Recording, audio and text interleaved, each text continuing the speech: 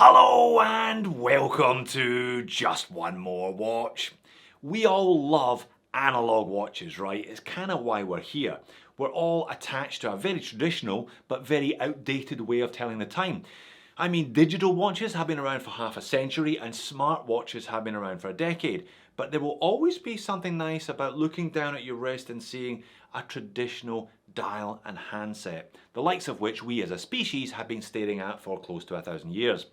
And it's amazing what you can do with an analog movement these days, whether it's a mechanical one, particularly though a quartz movement. You can add so many extra complications, allowing so much extra utility from your watch. But there comes a point when brands try and cram so much into an analog watch that it becomes insanely complex, both to read and to operate. There comes a point, my friends, when if you want a certain amount of utility, you should buy something else. You should buy a digital watch. This video is about a Citizen ProMaster, this Citizen ProMaster, the CB5036-10X. I bought this one recently and I bought it from my friend and business partner, Mr. P. He bought it in the middle of 2020, but he had never worn it. Why? Because he could never work out how to set it. He had owned this watch for nearly 4 years and never even set the time because it's insanely complicated. In what must be a new world record, this watch has an 89-page instruction manual. Even if the first 10 pages and the last 10 pages are fluff and disclaimers, that's still 70 pages of instructions. For a watch, for God's sakes. So I thought what I'd do today for a bit of a laugh is I would show you my best attempt at performing various tasks on this Citizen and on a Casio Digital. You know, setting the time, starting the chronograph, setting an alarm, etc, etc. And you can see just how unwieldy and unworkable this watch is. After all of that, if you're still interested and you're still here, I will do a mini review of the Citizen. Look, it's a rock solid watch, but there are plenty of other rock solid watches that would be far easier to, you know, use than this one is. Let's flip the camera and get on with it. And there is the Citizen. It's a big and chunky thing. I will go back and show you the box, warranty, etc, etc. if you make it to the back end of the video, but I'm not sure how many people have got the time and the patience to make it to the back end of the video today. Look, it's not a total beat up. I quite like this thing. I will be keeping the watch. It is massively, massively well made. It is huge, it's chunky, it's solid, it's like a bit of a rock on your wrist. I've been wearing it while I've been doing gardening and bits and pieces. It's taken a couple of hits. It barely has noticed that it has taken a couple of hits, but it is insanely complicated. It does a bunch of stuff. It's eco drive, perpetual calendar, it's also radio controlled. Now, I know what you're saying, Jody, it's radio controlled. That'll help set the time if you live within the atomic clock signal, but I don't, and neither does Mr. P, which is why we've both struggled to get this one set. All right, let's bring in the comparison today. Could have picked any Casio, but I chose this one. It's a basic square G-Shock. These are about 600 Aussie. These are about 100 Aussie, but it's not about price today. It's about functionality today. They're both set at roughly the same time, the same date, today's time, etc, etc. Let's do a basic task. Let's do the stopwatch first of all. Let's start with the Casio. So currently in time mode, I'm going to move it into stopwatch mode, count to 10 seconds, reset, and then back into time mode. Ready? Go. Right, that's 10 seconds, reset it, back into time mode. Okay, not bad, less than 15 seconds. All right, it's the Citizen's turn. Put the kettle on for this one. Actually, it doesn't do too badly with this task, which is why I decided to do this task first. All right, 3 main hands. We've got a date complication. This is a mode indicator here. We've got a day of the week plus various other things here, battery level indicators, etc. And we have a 24-hour subdial here. So it's currently in time mode, but you can't see that because the hand is in the way. So ready, go. Pull out the crown to the first position, turn it into chrono mode, put the crown back in, there we are, chrono mode engaged, wait, go. 8, 9, 10, stop, reset, crown back out, back into time mode, there we go, time mode, and we're off again. Okay, a little bit slower than the Casio, but still not unmanageable in real world terms. So 1-0 to the Casio then, but not by much. Let's try setting an alarm. Yes, indeed, in there somewhere is an alarm. Let's do the Casio first again though. So let's first of all check what time the alarm is set currently for, and then set the alarm for 1:45 today, okay? Ready, go. Mode. Alarm mode. All right, let's turn this one on. It's currently set for 9:30 a.m., but it's switched off. If I press that one, it switches on. If I hold down the adjust button again, let's do it to 1300. There we are, 12 p.m. and press that one. And then we're up to 1:45 p.m. today. You can actually set it for a specific day. That'll set the month. That'll set the date of the month. But let's just do it today, 1:45 today. Press the adjust button one more time. Done. Stop. Okay, that wasn't too painful, was it? Back to the home time. Okay, citizen, are you ready? Get ready for this one. It's a cracker. Go. So, crown out to the first position again. Put it into, sorry, wrong way, alarm mode. Crown back in. What it's doing now is telling us what time the alarm is currently set for. So it's scrolling backwards somewhere. Now, it's not 11 a.m. when I'm recording the video, so we're heading backwards. What I'll do, I'll leave the counter running, but I will speed this up, and we'll come back to real time when it stops. So just so we're both clear what's going on here, over a minute has now passed, and I still don't know what time the alarm is currently set for. All right, let's keep going.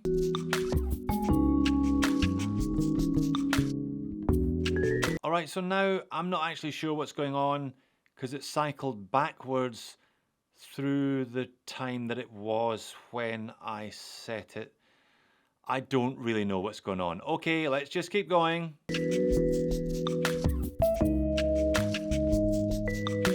All right, I've kind of lost interest in this now. Is that 5 minutes have gone by and the thing is just still spinning round and round and round? It should be telling me what's going on. I scroll the crown back, I scroll the crown forward. It's not doing that at all. Pull the crown out to one more position. What happens there? Nothing much. It's just still spinning. Shall we just go ahead and call the setting the alarm a fail? Yeah, we probably should do that. Let's push the crown back in. In fact, let's get it out of this alarm mode. Get it into timekeeping mode. Push the crown back in. And then wait for it to reset back to the current time of 11 o'clock and go do something else with our lives, perhaps, eh?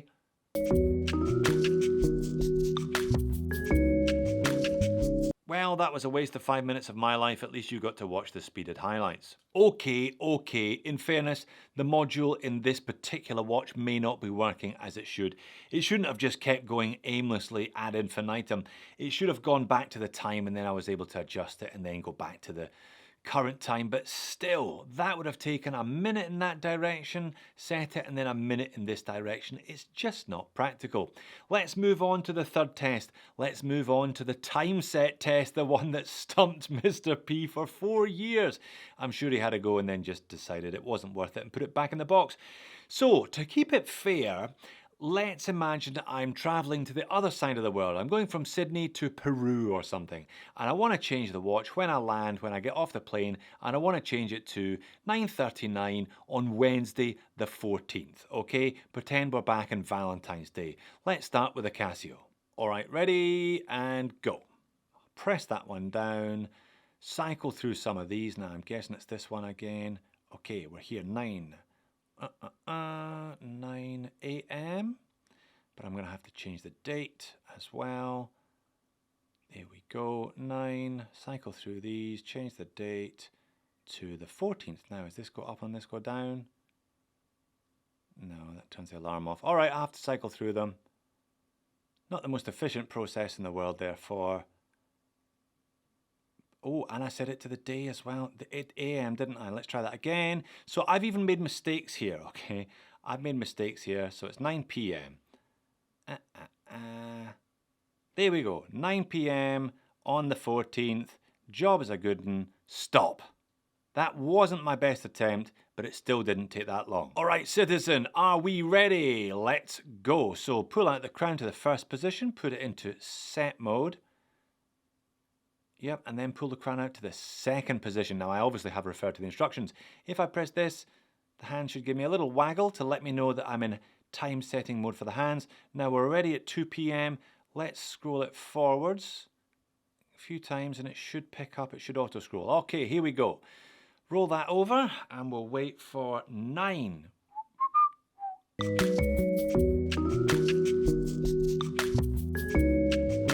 Okay, roll it back a little bit, it went too far. 9:43 we're at now. Okay, now press that one again. That'll give me a waggle to tell me that I think I'm on the date now. So if I scroll backwards, 1, 2, aye, there we go. Now, oh dear, no, I got too excited. Stop, stop, stop. All right, I've stopped it. Okay, pull the crown out once, back into time mode. Stop. Hey, hey, that wasn't awful, but believe me, I chose that disc deliberately to kind of favour the Citizen a little bit. It's such a pain in the bum. It is not intuitive at all. I had to consult the instruction manual, and so will you every time you have to do anything to this watch. Still here, frankly, I'm amazed. I'm only just still here and I am the host of the video today. I think I've made my point though, it's not the most intuitive watch in the world, far, far from it. They seem to have tried to stuff as much utility into this watch as possible, into the module as possible, but they haven't thought about how to make it user-friendly because it just isn't user-friendly. I don't think this is the watch to buy if you actually want to use the alarm, if you actually want to use the chronograph. Buy something else instead. That is my point today. It is a pretty solid watch though, and it is backed by one of the best affordable watch warranties in the business.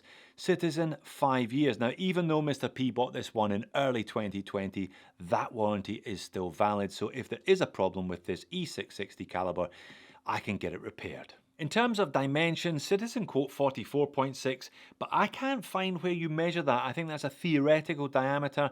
I measure it at 45.5. That's what I'm calling it as. Now that sounds enormous. It is a big watch. However, 12.6mm thick and a 49.5mm lug to lug mean it's actually quite wearable considering the big diameter. 22mm lug width on the supplied rubber strap, 102 grams, 100 meters of water resistance from a push-pull crown, flat sapphire crystal, and it's that Citizen E660 module that I've been ragging on hard for the last 10 minutes. But it really is a solid thing this, and that press-on stainless steel case back, they do not want you to open it, service centre repair only, so I'm not going to complain that it's press-on rather than screw-on today. Full spec sheet there. Obviously this one is slightly easier to operate if you do live within an atomic clock signal, but I don't, and neither does Mr. P. Typically high quality Citizen Pro Master build quality, vertical brush on the mid case, you can see a few scratches. Like I said, I've been wearing this one pretty much like a G-Shock. There's a little dug out there, a little nick running end to end from lug to lug with high polish and a circular brush to those upper lug surfaces. Now that bezel has got some kind of anodization on it. It looks for all the world like it should rotate. It's even got grips for your fingers, but no matter how hard I try, it ain't going anywhere. Nice crown and pushers, ProMaster logo. Again, they have that same gunmetal look as the bezel does. The strap is also really high quality. ProMaster logo, ProMaster brand name, plenty of holes. No quick release though, but hey, you can't have everything, and it is a very chunky buckle. I might put a Barton on this at some point. Because, like I said earlier, I intend to keep this watch. For all the moaning I've done, I still quite like it. But I like it for a 3-hand plus date knockabout analog watch, not for any further utility.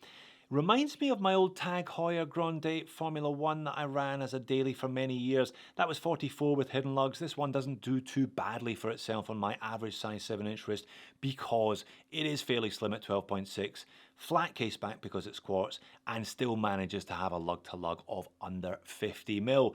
That rubber strap will last forever. The buckle is slightly oversized though. There is some loom on the two main hands and on the applied hour markers as well. Citizen use their own loom, they call it Natu Bright. It doesn't do too badly for itself. I think it's a 7 out of 10. It's very much like Seiko's Lumi Bright. You can still see what's going on at the end of my 20-minute test, which I always think is about 4 hours of human eye equivalent. So I may be keeping it, but I cannot honestly recommend that you buy this watch when there are dozens and dozens and dozens of other watches out there that do the same thing as this, if not more than this, but are far, far easier to operate than this one. So E660, remember that, and if you see it in the back of a Citizen, I'd suggest you run. So there you have it. This ProMaster is an absolute unit. It's also an absolute pain in the ass. I did get further into the 89-page instruction manual than Mr. P did, clearly, but I cannot blame him for having a go, giving up and putting this one back in its box. If for some twisted reason you enjoy insanely complex Citizens, I have looked at a few, why not check out one of the others? Thanks for watching, I will see you all again in the next one.